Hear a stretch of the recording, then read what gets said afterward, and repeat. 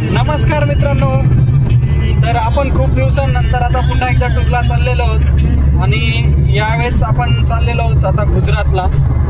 आणि बघूयात, एक हफ्त्याची सुट्टी काढलेली, कुठे कुठे फिरता येईल ते आपण कव्हर करूयाच. आणि आता सध्या आम्ही रोड एन्जॉय करतोय, मुंबई दिल्ली एक्सप्रेस वे. बघू शकता तुम्ही, एकदम छान रस्ता आहे. गडकरी साहेबांनी आश्वासन दिलं होतं की 1,00,000 कोटी खर्च करून आम्ही रस्ता बनवतोय, पण या रस्त्यावर काही थोडेसे फ्लॉज पण आहेत. तर ते फ्लॉज असे आहेत की जेव्हा आपण गाडी चालवतो तेव्हा गाडी अशी दबली जाते, अशी जॉईंट्सना. तर हे बघा असं थोडक्यात. तर हे फ्लॉज मला वाटतं टेक्नॉलॉजिकली त्यांनी थोडासा विचार करून थोडेसे कमी करायला प्रयत्न केला पाहिजे होता.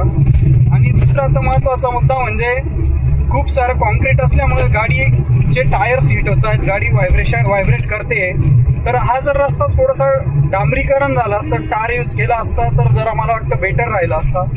But so India is a developing country, so this is the miracle for India. आणि बघूया आपण कसा अजून पुढे एक्सपिरियन्स येतो ते. आणि आज आपण थांबणार आहोत पालमपूर इथे, जे की सौराष्ट्र गुजरातमध्ये येतं आहे.